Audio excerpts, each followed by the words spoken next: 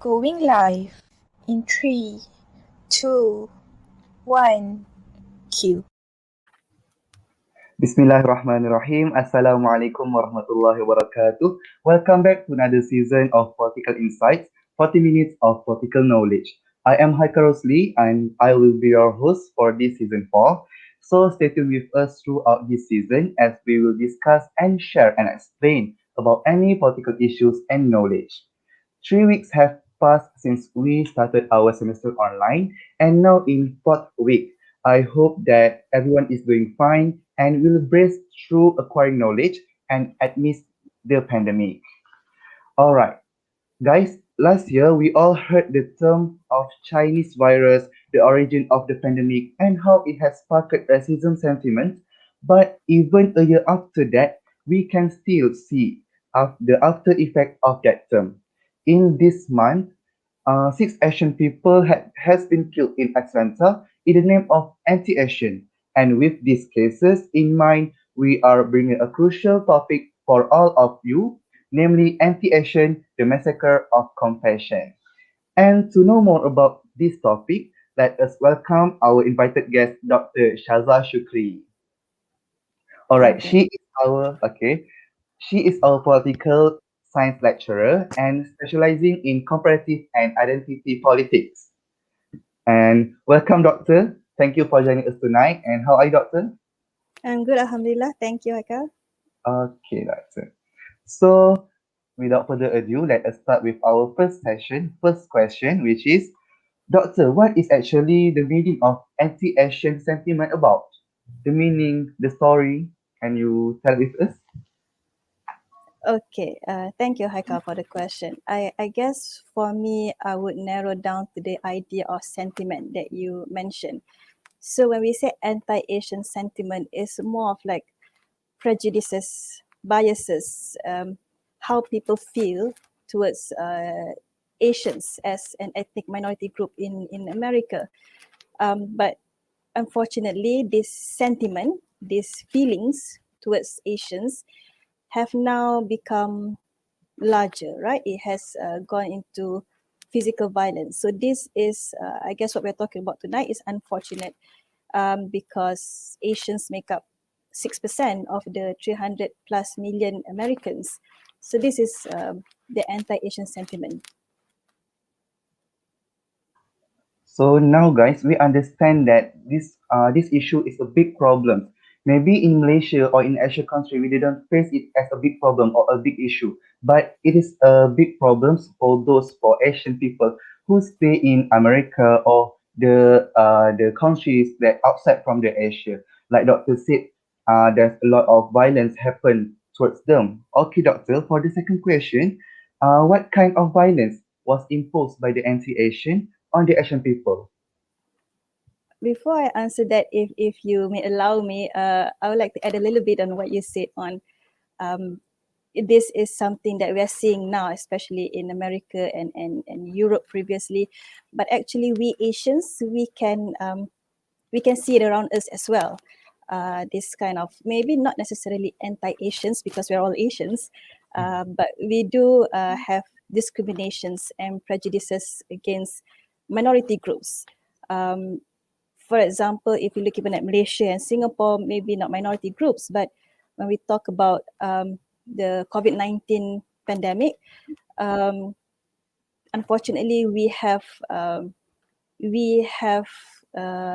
these negative feelings towards immigrants, didn't we? Last year, we felt that immigrants were, meaning that laborers, workers, they were the cause for the spike in COVID-19 in Malaysia and Singapore. So I believe that we in Malaysia can definitely relate to this issue. So back to your question on what kind of violence are we seeing now, especially in America. So there's no data that have been collected for a long period of time, but the data that we have from last year, a majority up to almost 70% of this violence is verbal harassment, right? Which also include online harassment. People screaming on the streets, go back home, go back to China, things like that.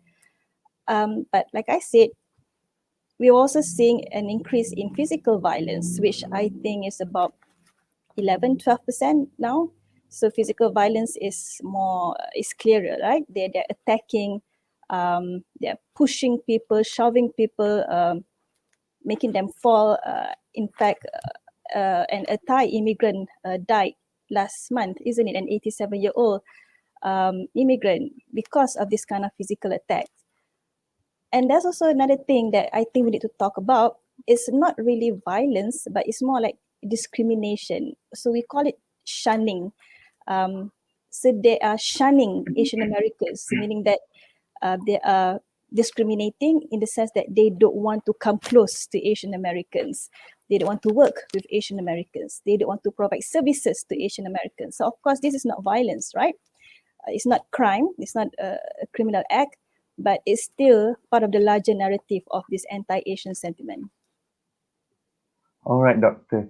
Okay, from the doctor explanation. So now this session, this topic is not only anti-Asian, but also the how we spread the awareness of not to be racism, not to be stereotype or prejudice on the people, on the minorities. Even though the topic is about anti-Asian, but we need to know that we also practice it, but not on the Asian, but the immigrant or another country because maybe because of this COVID-19 and so on. Okay, so I'm sure that Dr. said the anti-Asian sentiment also affect their daily life, right? They are shining on their work, their community, their neighborhood, like doctor, like that. Like they've been shining and discriminated in their daily life, their work day, something like that. Correct? Yes. All right, doctor, thank you. So the next question is, as we know that everything happened, there must be a cause. So what is the history behind the hate sentiment towards the Asian people? Does it have something to do with white supremacy, or there's a factors that cause the anti-Asian movement? Okay, thank you, Aka. This is a very interesting question. If you allow me, I'm gonna explain quite Yes, long yes. on this. All Um, right. so if we look at history, yeah, this anti-Asian feelings is not new. Um, it has been around since the 1800s. So if you allow me to go back a little bit in history, in American history, um, I guess the first kind of legal discrimination, I might say, we can see in 1875 when they passed the Page Act. This Page Act is a law that basically bans Chinese women from coming into the country, from migrating into the country. The reason they did this is supposedly to control lewd behavior. So this is another layer, right? So the way that they view Asians, and especially Asian women, as morally corrupt. So that's another topic altogether. But yeah, so this is the first kind of discrimination that we can see. But the reason that they did this is because they wanted to limit the migration of Chinese families. So why did they do this? Because about 10 years before that, in 1860s, um, America was building this transcontinental railroad connecting the East Coast from Iowa all the way to the Pacific in San Francisco. And Chinese laborers were heavily involved. I believe about 200,000, something like that, Chinese laborers were part of building this transcontinental railroad. So when that ended, these Chinese migrants found themselves working in low-paying jobs. Okay, so what happens is that now they are competing for jobs with Americans, general white Americans. And then following the 1875 Act, we have the 1882 Chinese Exclusion Act. So now they're going general. They're saying no more Chinese immigrant into America in 1882. Total ban. This is the first and only total ban on a specific nationality. All right. So we can see this anti-Asian feelings has been around for 200 years. All right. So this 1882 Chinese Exclusion Act ended in 1943, around that. But unfortunately, that is also the period when Japanese Americans were being put away in internment camp. This is during World War II, right? So Japanese Americans who are Americans, and we have Japanese Americans working for the American government, fighting against the Japanese during World War II, against the Germans.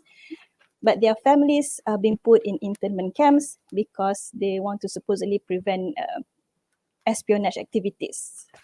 So again, this is something that is not new. Why this happened again? Because of a crisis, World War II. So again, Japanese Americans became a scapegoat, meaning that someone that they can blame, right, for what's going on. There we go in, let's say, 1980s. 1980s was a time when Japanese car maker, automakers were really flourishing. And America saw this as a threat to their auto industry. And it was in the 80s that we saw the killing of a Chinese American. I believe his name was Vincent Chan. Anyway, he was killed by Detroit auto workers. But he's a Chinese American, not Japanese American. And then we can go on and on. 9/11, after 9/11 happened, it's not East Asians, it's South Asians that are being attacked. South Asians, either they are Muslim, they are Sikh, they are Hindus, they became the scapegoat for 9/11. So if we look at all of this history and we come to today, then we can understand what is going on. The anti-Asian or specifically anti-Chinese sentiment that is going on is because they're looking for a scapegoat, someone to blame. So it's easy, right? You have this pandemic originating from China, you blame it on the Chinese people. So this is what is going on. So back to your to Haika's question about if this has something to do with rising white supremacy. Yes, the answer is yes. We've seen this rising right-wing nationalist, right-wing supremacy, populism, nationalism in the past decade, I would say. And again, this rising right-wing sentiment is due to what they viewed as uncontrolled globalization, migration, Asians coming into their country, Asians coming into Europe, Asians coming into America. So they see this as a competition for their job. So we have these calls for, these migrants to return back home. They're closing their borders. This is the rising right-wing white nationalist supremacy that you were talking about. And of course, if we talk about this, we cannot avoid talking about Trump, right? So Trump came into the picture, competed for the 2016 election, and guess what? He won. So we see that when he won on this rhetoric of white supremacy, people become more emboldened to become more racist, basically. So I'll end there first, Aika. Okay, so thank you. So now we see that there's some factors that related with this sentiment, which is anti-Asian, which is because of the competitions on development, or the war, the crisis, and also looking for scapegoat on the problems, and also relate also with the white supremacy. Okay, thank you, Dr. Shaza. We move to the next question. This is maybe the new factor. Did the outbreak of COVID-19 trigger the rise of hate towards Asians? The All right. COVID-19. Thank you, Aika. So yeah, COVID-19, but I won't say like COVID-19 per se, because COVID-19, think about it, affects the whole world. That's why it's called a pandemic. But why is this anti-Asian sentiment is very strong in America? So we need to think about that. So the answer is that it's COVID-19 plus the negative rhetoric by Trump and the Republican leaders. So Haika mentioned it during the opening. He mentioned how, Trump used the term the Chinese virus, the Wuhan virus, Kung flu. So this is actually the trigger for the rising hate crimes in America, not necessarily the pandemic per se. Example that we can see is that last year in March 2020, right at the time when WHO announced that we are facing a pandemic, when Trump first tweeted about the Chinese virus, I believe a few hours after that, about 12 hours after that, we saw an increase trending topic in Twitter about the Chinese virus, anti-Asian hashtags, anti-Asian content. So it relates to my point earlier that people become emboldened, they become braver, right, to voice these racist ideas that they've always had, but now they bring it to the forefront. They bring it to Twitter. Why? Because they see, look, my president is doing it, so it must be right, right? So there's nothing wrong. So this is the problem: the pandemic plus Trump. And the thing with Trump is that he's now out of the office. He's no longer president. But if I'm not mistaken, it was last week that he still blamed the China virus for the bad economic situation in America right now. So do you see what's going on? Yes, the pandemic affected all of our lives, including in Malaysia. It affected our economy. But Trump took it further and actually blaming it and calling it the China virus for this downtrend in American economy.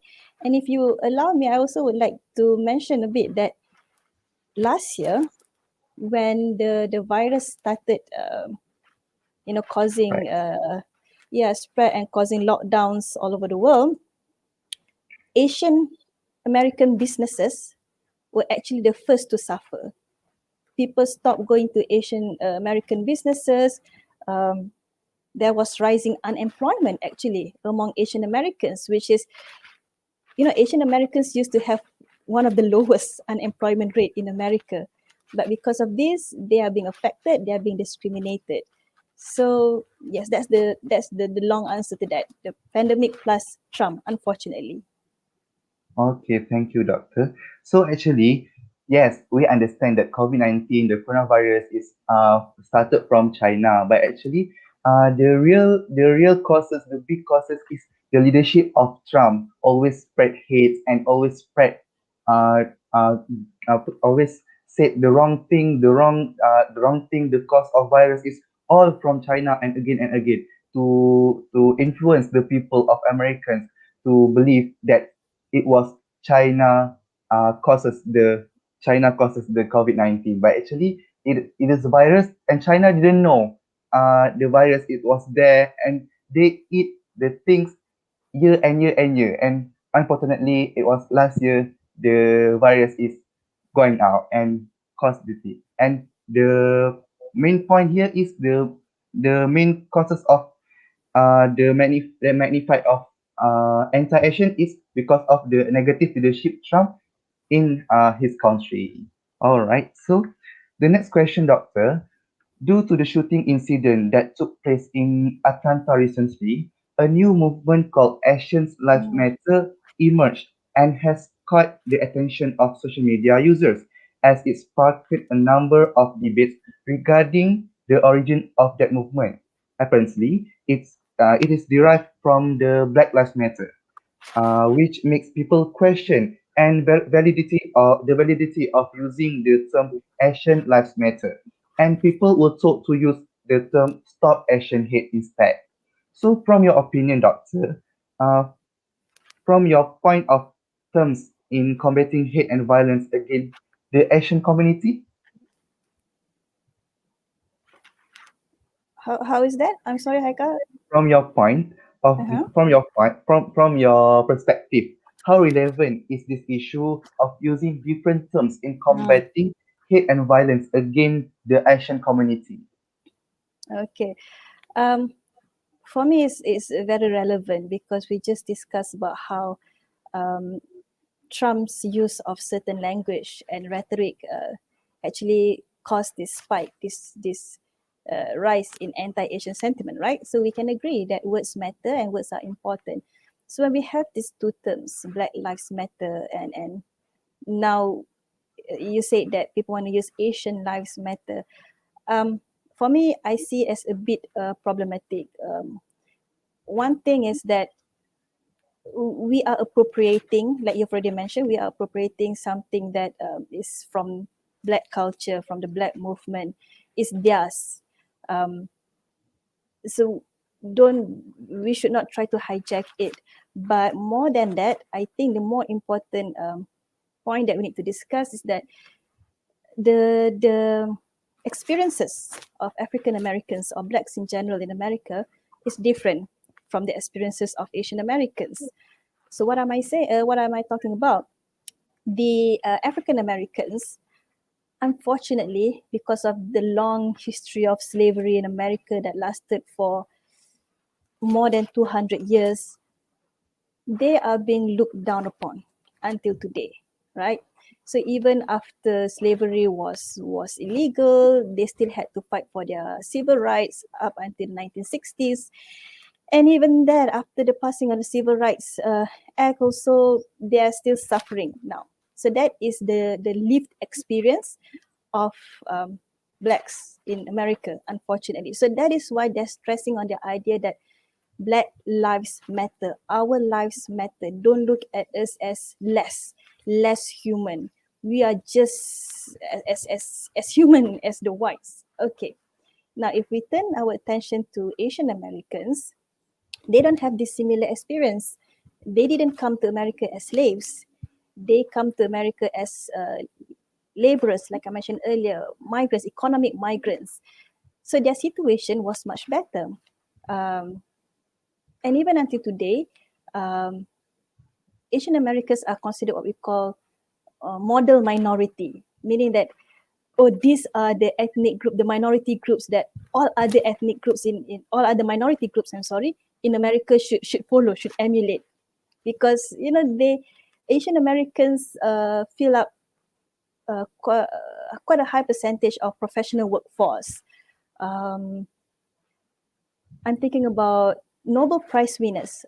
1/3 of Nobel Prize winners in science from America are Asian Americans. So we can see that Asian Americans are, in a way, put on a pedestal.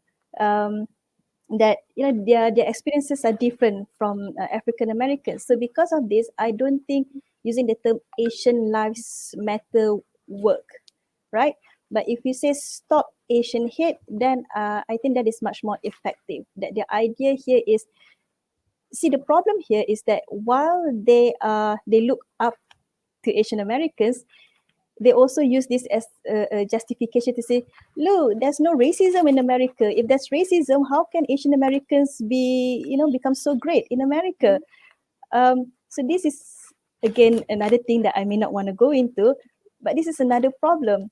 So what's going on is that there is Asian discrimination, and this is what is leading to this violence today. So I think terms matter, and in order to not, okay, the thing here is we don't want to pit two ethnic groups. We don't want to put the Blacks against Asians.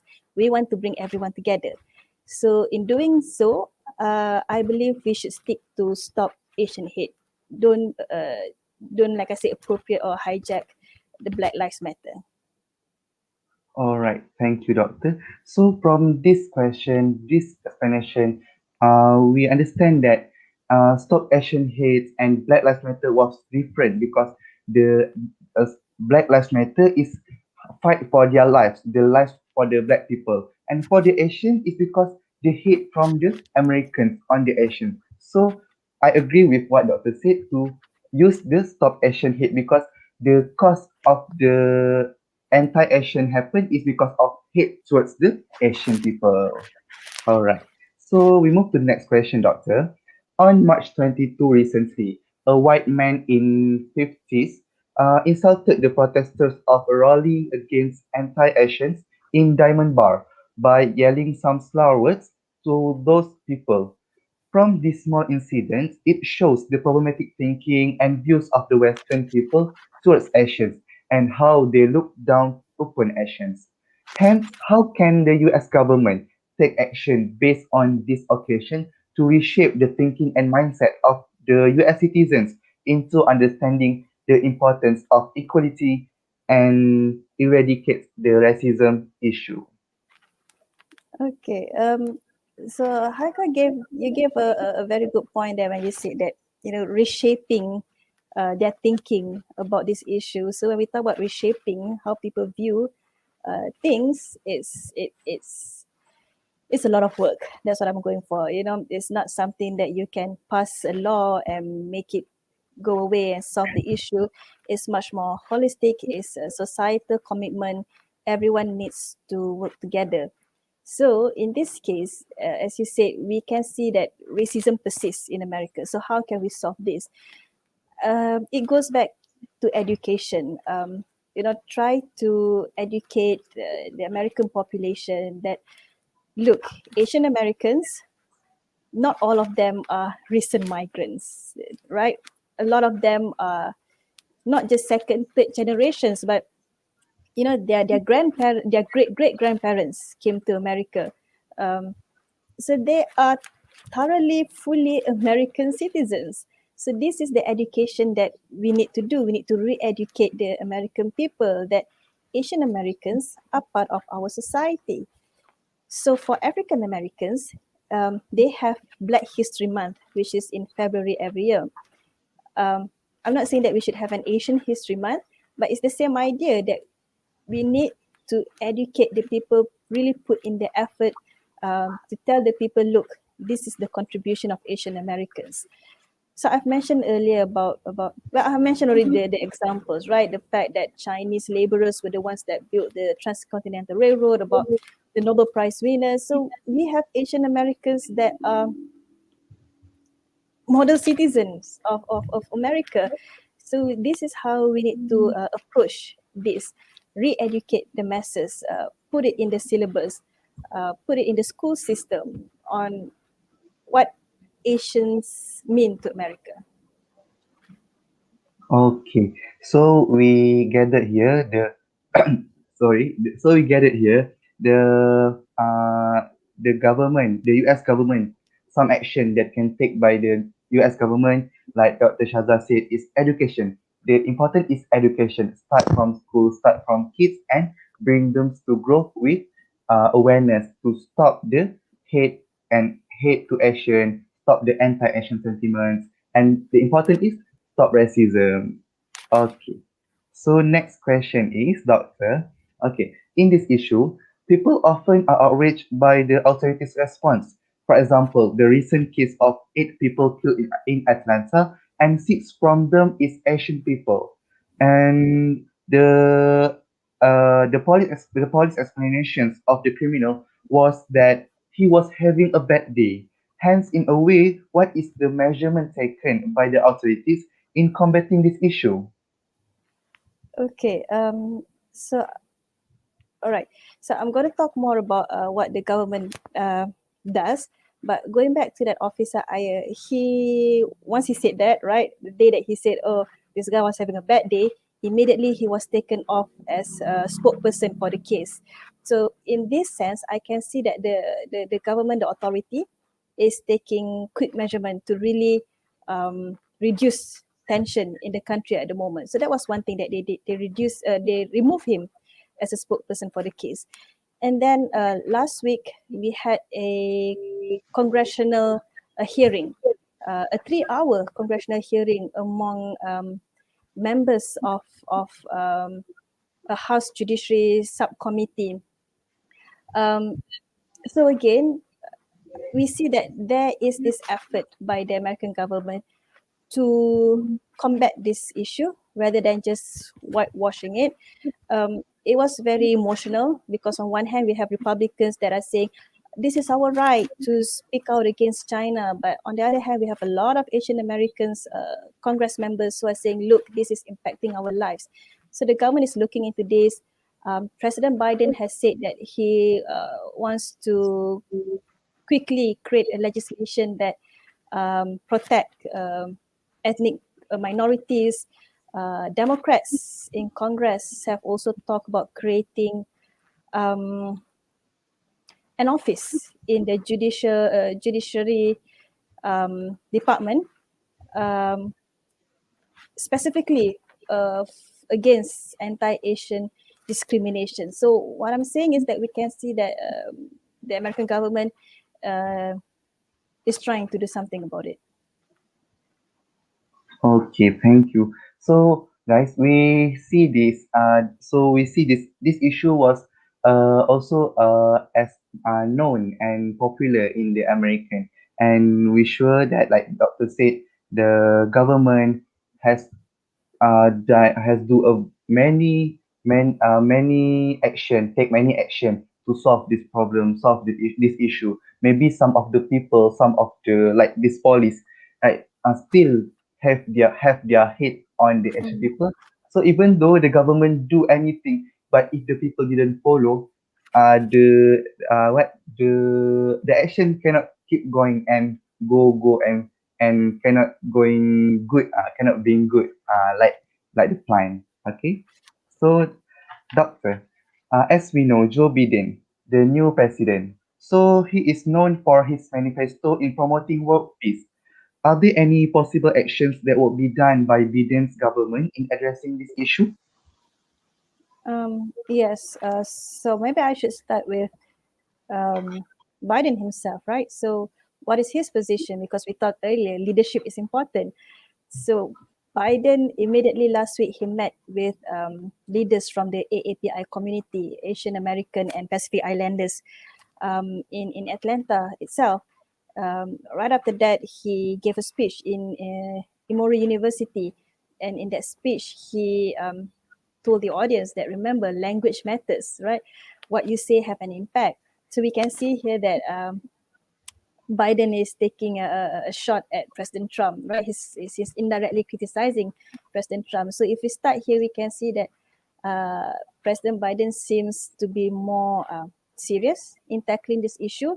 And on top of that, other things that I mentioned earlier about the legislation that they're working on, the office that they're working on, in the Justice Department. So I can see that. Oh, and also, if you guys know that yesterday, unfortunately, there was a mass shooting in Colorado, right? 10 people died. And right after that, Biden came out with a statement pleading with Congress to pass a law that will tighten a background check on those who are interested to purchase guns. So I can see that Biden's leadership anyway, he's serious about taking a much more holistic approach to tackle this issue. But how successful it will be, that's another story. We need a bipartisan Congress to pass these laws. Okay, so from here we know that Joe Biden is basically different with Trump. He did what from his manifesto to spread the peace. Right, he's better than Trump. Then always insult and always going to do always giving harsh word on the Asian people. Uh, and Joe Biden also try to be the example to his people in his country. Okay. So the next question, Doctor. Could the politicians in the Western countries use this sentiment as a manifesto for them to gain their supporters in elections to be popular? So how about what's your opinion, Doctor? My opinion is you're right, that these leaders are using this anti-Asian sentiment um, to gain more support during elections and just their popularity, to increase their popularity. So this is, I guess, if we discuss about populist leadership, right, meaning that leaders who base their support from the people that are not happy with the institutions. So the best example again, we go to Trump. I'll just give an example, right? So when he was campaigning for the 2016 elections, he actually called Mexicans rapists during one of his campaign speeches, right? Um, and using this very negative derogatory term rapist, trying to portray all Mexicans as bad people who come to the country, trying to steal American jobs. The thing is, it worked. So this is the point I'm trying to make. It worked. Right after he said he called Mexicans as rapists, there's a rise in discrimination against Latinos, discrimination at workplace, even physical attacks on Latinos. And we can see the proof in the fact that President Trump won that election in 2016. So his strategy of using this racist and discriminatory rhetoric work to rile up his support base. So now he's doing the same thing, but replacing Mexicans with Chinese and blaming the Chinese for the pandemic, and thus again get the support of the people. And remember that last year during the election in 2020, he actually got 74 million votes. So there's a lot of these people that believe in him, believe what he's selling, what he's saying. So yeah, it's a strategy that works. Okay, thank you. Okay, now we understand that the politicians have the right to use any sentiments to get their supporters and get their people that or their followers to win the votes, right? To win the elections, to get the countries. But I think that this sentiment to in the society was very dangerous to be. I think to be dangerous. So for the politicians, must be careful and do what the manifesto he said, what the manifesto that he had been promised. Okay, so we move to the next question, Doctor. Uh, Okay, so does the rise of this hate sentiment in the Western countries could give an adverse impact towards their diplomatic and economic relationship between the Asian countries, with the Asian countries? Okay, in my opinion, not so. Why? Because firstly, American relations with China is already bad, right? It's damaged due to Trump's presidency for 4 years.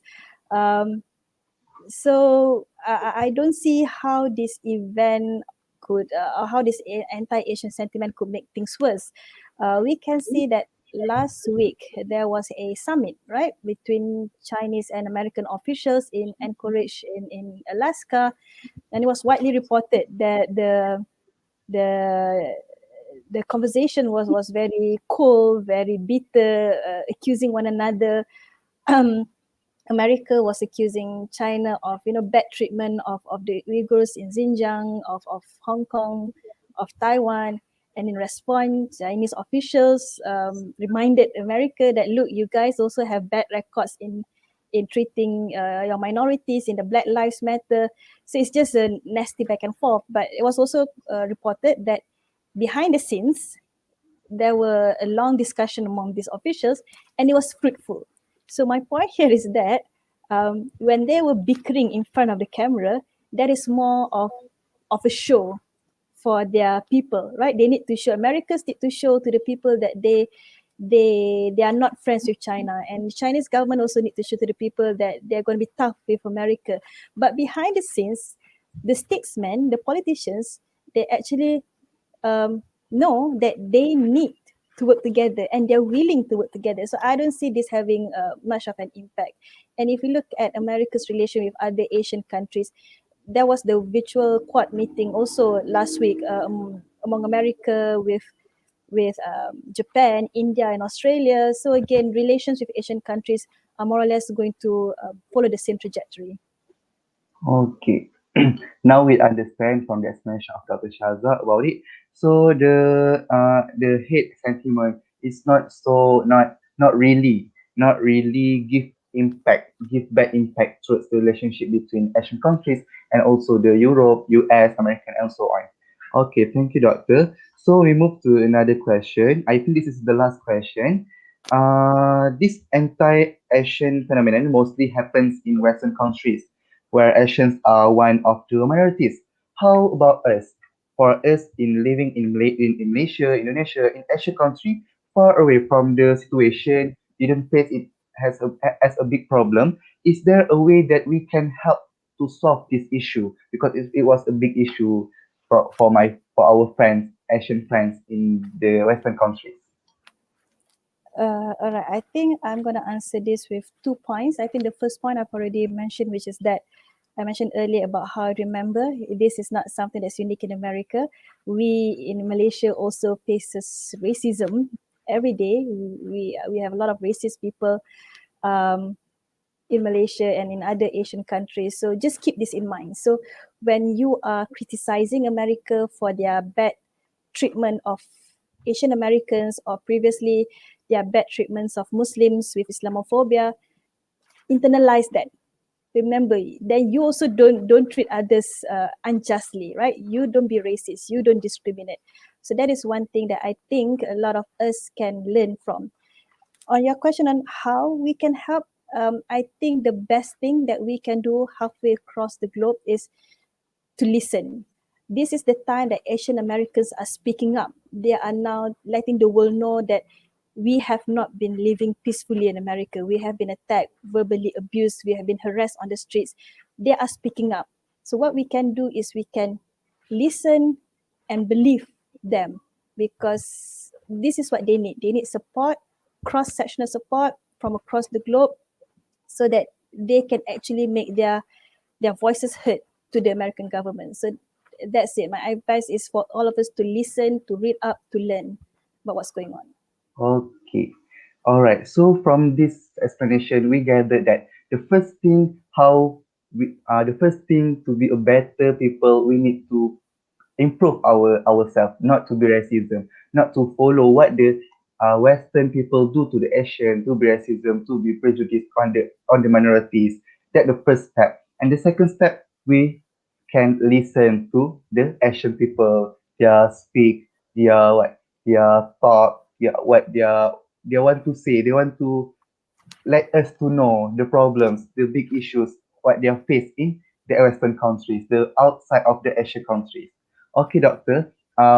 Maybe we can take one of the audience question, which is how much the media play part in the anti-Asian hatred, and how they should actually act to reduce this hatred. All right. Thanks for that question to whoever that asked. Brother Haris Naim. Okay, thanks. How the media play a part? The media play a huge role, and when I say media, I mean right-wing media, of course, those that are friendly with the Republican Party, for example, Fox and Friends used to be very good to President Trump. They are basically the mouthpiece of the Republican Party, the conservative part of America. So this conservative media plays a huge role because they repeated what President Trump said. When President Trump called it the China virus, Kung flu, they repeated it. And we know that media has wider access to the masses. So when the media repeats what President Trump says, more people saw it, more people heard it. And this make people believe that quote unquote it's true, right? If the media says so, then it's true. So it's very dangerous.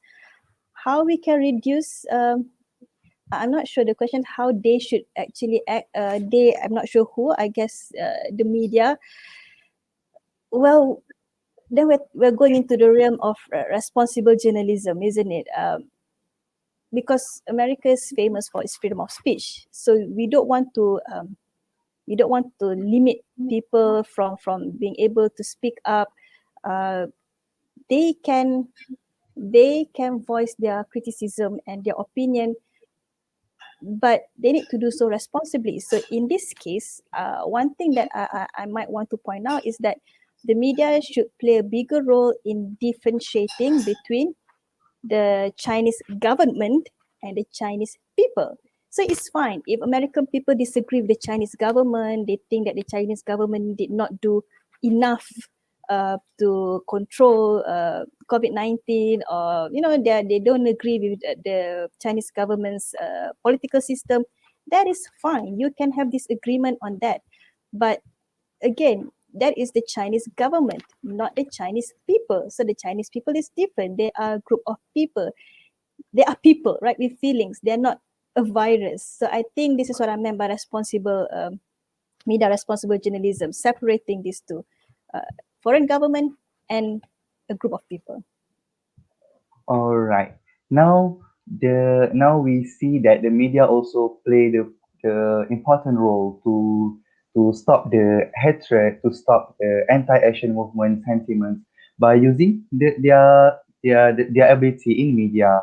But because yes, like Doctor said, in Western countries, in American especially, have this the has the what, the freedom of speech, and we as the people who stay in Asian countries need to listen what they are suffer, what they face in in the Western countries. Okay, so Dr. Syaza, would you like to give a final word, conclusion for this discussion for all the questions that we discussed today? I guess my final words would, I would be repeating myself, but I guess my final words would be for us to remember that this is something that all of us can what's the right word? We are all experiencing it all together. So it's not something that is unique to America. I mean, what I'm saying is that when America was attacking Muslims after 9/11, and we in Malaysia we can kind of um, respond to that, right? We are Muslims as well, so we can imagine what it's like. It's the same thing here. We can imagine what racism is like, what discrimination is like. So that it would be my final word. Don't think of this as something far away. It's actually something that is much closer to all of us.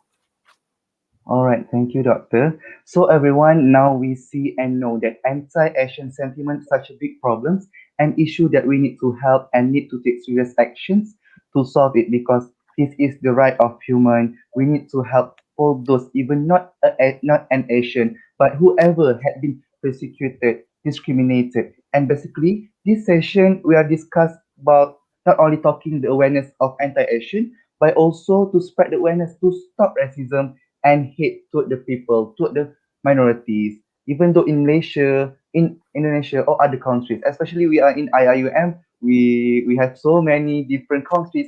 We have to be a family, a family. So we cannot to be racism with them, racism with him, or prejudice or stereotype with the people from the other countries. So because the racism is not good to be practiced and give very negative impact not only to the community, to the people, but also to the country. Okay, so we cannot being stereotyped with a races or ethnicity because of some of the people do bad or wrong thing. We want to same all the people do the wrong thing also. uh Let us think how if our family or friends that had been treated with racism and hate until cause the danger in their life, like what the Asian people face in the Western countries. So we need to think it. So why don't we stop hating each other, build relationship, and help each other to get development and peace, especially in this pandemic situation. So guys, remember, stop racism, stop spreading hate or hatred, but spread the love, build the bond, strengthen the ukhuwah, and don't forget to spread the da'wah from the love. So that concludes the end to end of our session. Many thanks to our guest for tonight, Dr. Syaza Shukri, for willing to join us tonight and share your knowledge and explain to us about this issue. And also thank you to our beloved audience for staying with us till the end. Stay tuned for our next episode on IIUM TV. And for those who will be back to the campus tomorrow, we wish you to have a safe journey and stay safe wherever you are. So that's all for tonight. See you in the next episode of Political Insight, 40 minutes of political knowledge. I am Haikal Rusli. Assalamualaikum warahmatullahi wabarakatuh. Thank you.